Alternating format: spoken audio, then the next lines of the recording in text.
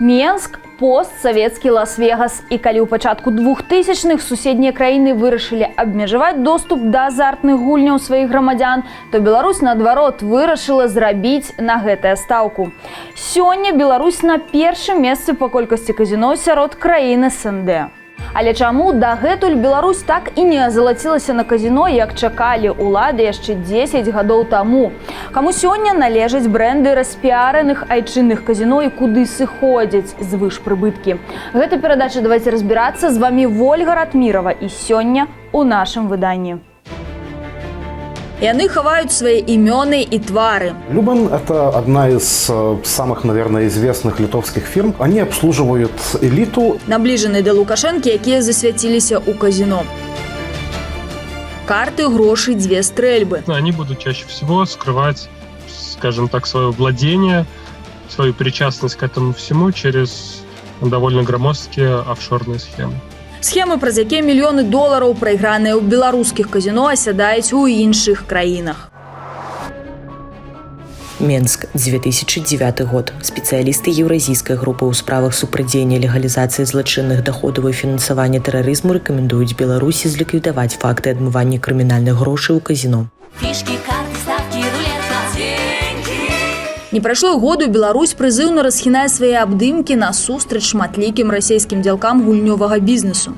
Калі з 1 ліпеня 9 года казіно ў Расіі, як дагэтуль ва ўкраіне, апынуліся па-за законам, выгнаннікаў прытуліў Лукашенко. На фоне змянення ў расійскім і украінскім заканадаўствах мы маем усе шансы выйсці на лідарныя пазіцыі ў гэтай сферы. Першым на беларускі рынок перавандравала казіно «Шангрыла». Мы выдалі першую ліцэнзію маскоўскім казіно для працы ў Менску. Гэта казіно «Шангрыла».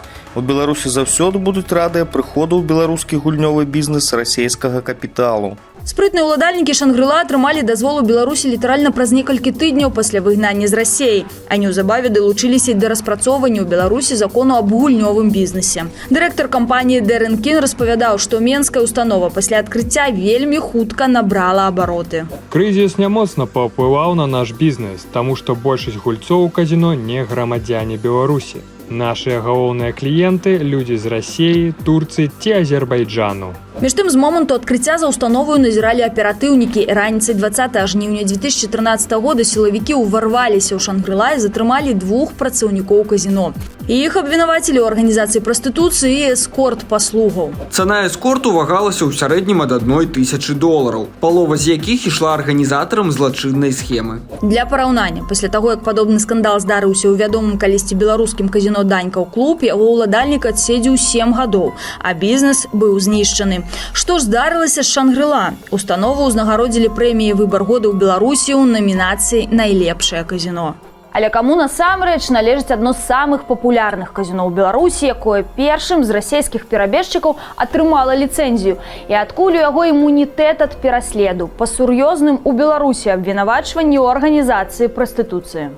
Звярніце ўвагу, казіно «Шангрыла» кіруецца кампанія «Тенаис», якой валодаюць у сваю чаргу 3 гаспадары. Першыя 2 – гэта гульнёвыя прафесіяналы з Расіі, якія заснавалі сетку «Шангрыла» ў 90-е. Адзін з іх асоба легендарная, брытанец Майкл Ботчер, былы лонданскі таксіст. Ён працаваў у многіх казіно свету, прыехаў у Маскву ў 90-е і стварыў там самае фэшанэбельнае на той час казіно. Як цяпер наладжаны бізнес? Пад кіраваннем Storm International 4 казіно «Шангрыла» у Тбілісі, Єревані, Рызі і Менску, а таксама сетка слот-залаў у Нямецчыне. Каля 2000 асобаў працуюць цяпер у казіно «Холдынгу». Найбуйнейшая з іх у Єревані і Тбілісі. Майкл Ботчер валодае долей у «Тенаис» праз фірму «Storm International». Другі саўладальнік звязаны з расійскім партнёрам Майкла Ботчера, сузаснавальнікам сеткі кінатэатраў «Кароль» Леанідам Агароднікавым. Агароднікаў супольна з брытанцам адкрываў казіно ў Маскве, а ў 2011 годзе Ботчера нават абвясцілі ў вышук. Яго падазравалі ва ўтрыманні нелегальных казіно ў Расіі, а газета «Известия» заявіла, што нелегальны гульнёвы клуб «Шангрыла» дзейнічаў нават у беларускай амбасадзе. Расійскі МЗС уручыў афіцыйнаму Менску дыпламатычную ноту. Паводле інфармацыі, якую мае міністэрства, на тэрыторыі пасольства пэўны час незаконна функцыянавала гульнёвая установа. Расійскі бок лічыць неабходным звярнуць увагу беларускага боку на недапушчальнасць падобнага роду дзейнасці, якая супярэчыць палажэнням згаданай Венскай Мінскай канвенцыі. Прадстаўнікам ЗС Беларусі Андрэй Савіных абрынуўся з крытыкай на «Известия», маўляў, усё гэта сенсацыйная фальшыўка. Але публічна на расійскую ноту Менск нічога не адказаў. Прадстаўнікі Шангрыла таксама публічна адмаўлялі сваё дачыненне да незаконнага гульнёвага бізнесу. Але следству сваю віну прызналі і заплацілі адміністратыўны штраф. Прыкладна ў гэты час на піку скандалу сярод саўладальнікаў Шангрыла ў Беларусі намаляваўся яшчэ адзін таямнічы саўладальнік. 17 сакавіка 2011 года саўладальнікам АТНС у Беларусі становіцца фірма Roslaton Goldens Limited, зарэгістраваная ў Кіпры. Гаспадары гэтай фірмы схаваныя ў пакручастым ланцужку афшорных намінальных уладальнікаў.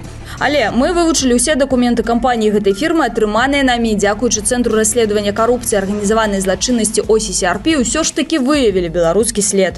У 2019 годзе ў адной са сваіх справаздачаў кіпрыёцкая фірма паказвае афіляваную, то бок звязаную з імі юрыдычную асобу. І асоба гэта эміратская кампанія Петратрейд. Тыя, хто сочыць за нашымі расследаваннямі, ведае, што ўладальнік і дырэктар Петратрейд гэта Дмітрый Алексін, сын так званага тытунёвага караля Алексея Алексіна. Компания Петратрейд связана, очевидно, с Алексеем Алексиным. Эта компания основана в Дубае. Але якраз у тым годзе, калі Алексінаўскі Петратрейд засвяціўся ў справаздачнасці Roslaton, гэтая фірма выходзіць са складу акцыянераў кампаніі, што кіруе беларускім казіно Шангрыла. А яе доля пераходзіць іншай кіпрыёцкай фірме Демистат. Любые владельцы казино, которые предполагают, что прибыль будет довольно высокая, опасаются того, что это небезопасно, они будут чаще всего скрывать, скажем так, свое владение, свою причастность к этому всему через довольно громоздкие офшорные схемы. Прежде всего, обезопасить основного бенефициара. Иногда это для укрытия от налогов, либо для вывода средств. Як бачым, новыя таемныя саўладальнікі Шангрыла прыклалі ўсе намаганні дзеля таго, каб застацца інкогніта. Але калі яны думалі, што такім чынам схаваюцца адна з нашымі міжнароднымі партнёрамі з OCCRP, то яны памыляліся. Вывучаючы ўладальнікаў Демистат, мы выявілі сярод іх яшчэ адну афшорку Тыналет, а яна ўсплывала ў нашым папярэднім расследаванні аб бізнесе тытунёвага магната Алексея Алексіна. Офшорные угоды Алексина при уделе фирмы Тыналет оформлял великий усходнеевропейский офшорный провайдер под назвою Любен. Офшорный провайдер означает, что юристы этой компании открывают для своих множество фирмаў прокладок, каб сховать яе активы. И все эти фирмы, что мы перелічили у сувязі с долей у белорусским Шангрыла, и Демистат, и Тыналет, усе яны выкарыстоўваліся гэтым офшорным провайдером Любен. Любен – это одна из самых, наверное, известных литовских фирм, которые специализируются в обслуге очень богатых клиентов, так называемые family offices. Они обслуживают элиту. Як высветлілі мы падчас нашага папярэдняга расследавання, Любен мог дапамагаць Алексею Алексіну адмываць грошы праз Літву. Таксама Любен абслугоўвае беларускую лагістычную фірму «Газвенчуры», а яна, ў сваю чаргу, была мытным прадстаўніком Брэмена Груп, для якой Александр Лукашенко стварыў у Воршы свабодную эканамічную зону са шматлікімі льготамі. Саўладальнікі Брэмена Груп – гэта ўсё тыя ж нашы старыя знаёмцы. Алексін і два ягоныя партнёры – Александр Зайцев і Мікалай Варабей. Яны таксама пад санкцыямі еўразвязу, як гаманцы Александра Лукашенкі. Мы обнаружили улики, которые показывали, что Любен предоставляли услуги фирмам литовским, которые связаны с Алексиным и Зайцевым. Наш журналіст Алексей Рашевич патэлефанаваў Дмітру Алексіну, каб даведацца, як ідуць справы ў гульнёвым бізнесе і на што сёння робяць бізнесмены стаўку ва ўмовах санкцыяў. Алло, Дмитрий Алексеевич, добрый день. Добрый. Это вас приветствует журналист Александр Ярошевич, передачи «Давайте разбираться». Скажите такой вопрос. Хотел вот узнать насчет вашего бизнеса казино «Шангрила». Как там обстоят дела? То ходит информация, что его вроде как и собираются временно закрыть. Я ничего не знаю. А что знаете? Работает, наверное. Я этим не увлекаюсь. В смысле не увлекаетесь? Азартными играми.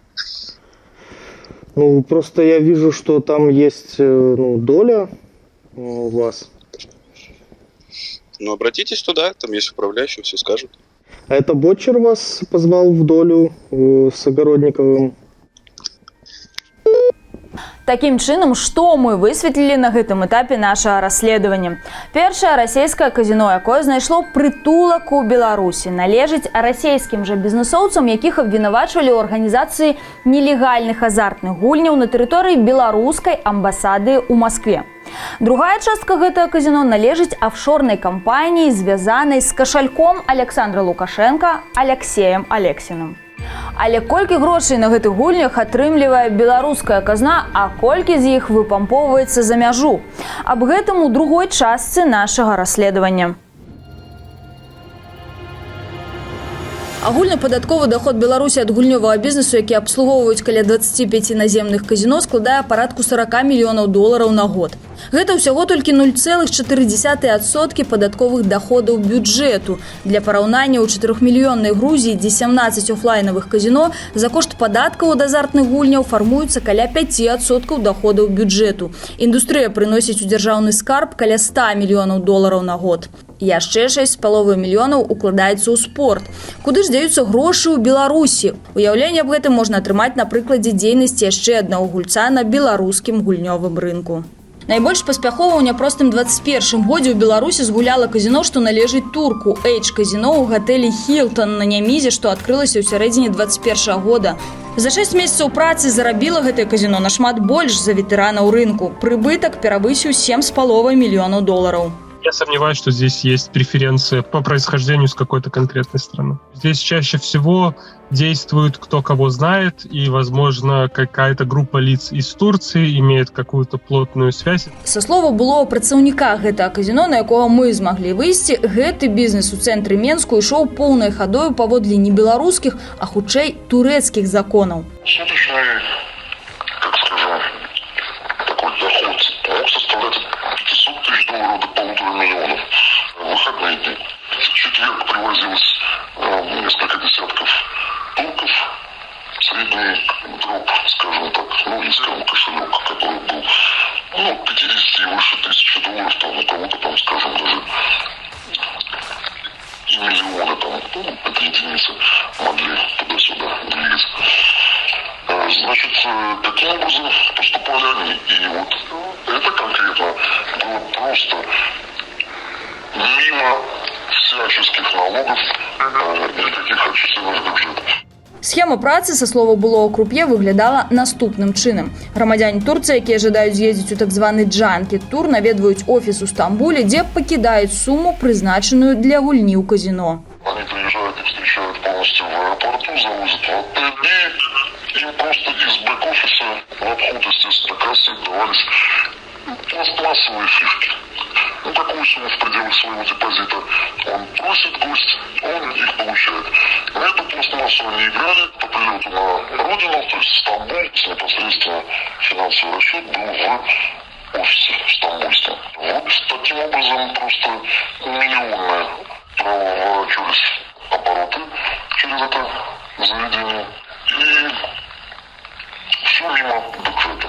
Са слова былого працаўніка казіно, дзякуючы гэтай схеме, установа магла дазволіць сабе залучаць кліентаў праграмай максімальна выгаднага дысконту. Гэта калі пры поўным пройгрышы гульцу вяртаюць пэўны адсотак ад укладзенай у гульню сумы. Ходило от того, что от суммы там 50 тысяч проигрыша вот этим турецким гостям до 40-45% дискаунт возвращали. То есть это, естественно, и привлекло всех фактически турецких игроков. Уладальнік гэтага казіно турэцкі бізнесовец Эгемен Мустафа Шинер. У сябе на радзіме ён праславіўся шчодрасцю, з якой аплачваў пералёты ў Менск і выступы турэцкіх артыстаў для сваёй азартнай публікі. Турэцкія СМІ пісалі пра ганарары на мільёны долараў. Тыя ж турэцкія СМІ задаваліся пытаннем пра магчымую сувязь Эгемена Мустафа Шинера з турэцкім бізнесоўцам Халілем Фалялі. Яго абвясцілі ў вышуку США ў 2015 годзе і абвінавацілі ў міжнародным адмыванні грошай і незаконным абароце наркотыкаў. У лютым 2022 года ён загінуў, яго застрэлілі на Кіпры. Наша крыніца называе забітага інвестарам H-казино. Очень нехорошо, и я так понял, что инвестиции уже больше после того, как расстреляли инвестора, который непосредственно свои миллионы вкладывал в эту сеть. Нельга не згадаць пра яшчэ одну групу буйных гульцоў. Ім належаць два самыя вялікія казіно ў Беларусі. Гэта Опера ў гатэлі Пекін у цэнтры Менску і М1 на мяжы з Расіяй. М1 і Опера гэта больш за 7 тысяч квадратных метраў, дзе месцяцца картачныя сталы з амерыканскай рулеткай і сотні аўтаматаў. Казіно заснаваў расеец Михаил Кузнецов, пасля чаго перадаў кантроль кіпрыёцкай кампаніі «Манары» расейцу Михаилу Константинову. У 2021 годзе ўладальнікі зарабілі ў двух беларускіх казіно амаль 15 мільёнаў долараў.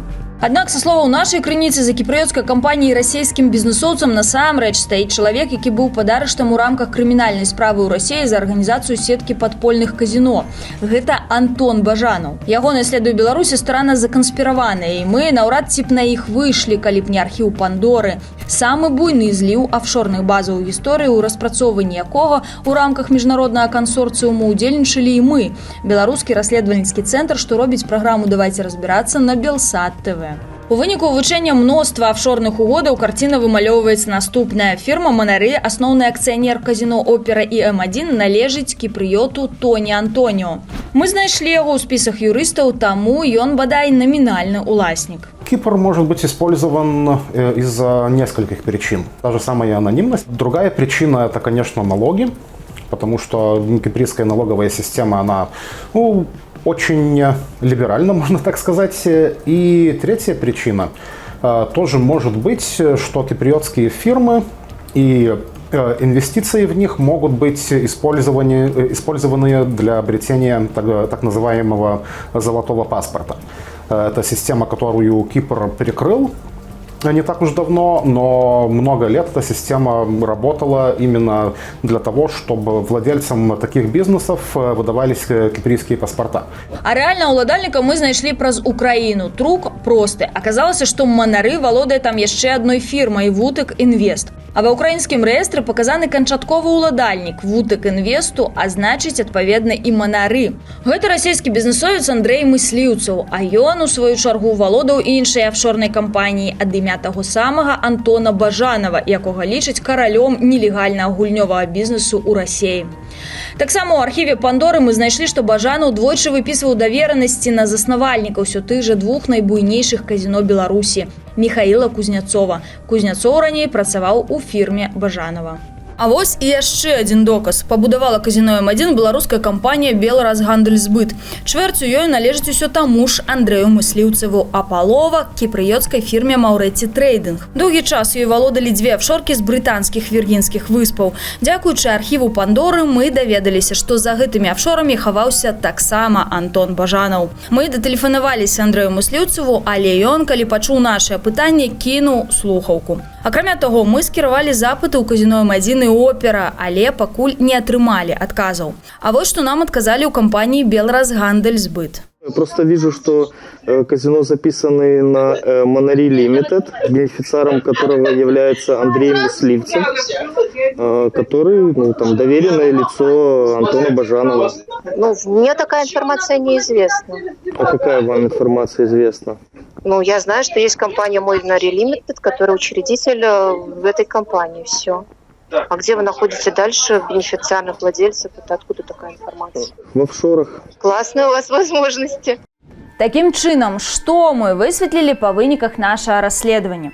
Буйнейшыя беларускія казіно праз старанна заканспіраваную сетку афшорных кампаніяў належыць расійскім бізнесоўцам, якіх пераследавалі ці пераследуюць на радзіме за ўтрыманне падпольных казіно. То бок, па сутнасці, яны могуць выкарыстоўвацца для адмывання прыбыткаў, якія незаконна зарабілі на радзіме.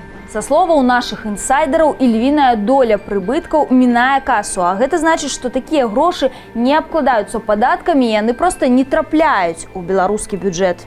А долю ў адным з буйнейшых беларускіх казіно мае старанна заканспіраваная афшорная кампанія, звязаная з Алексеем Алексіным.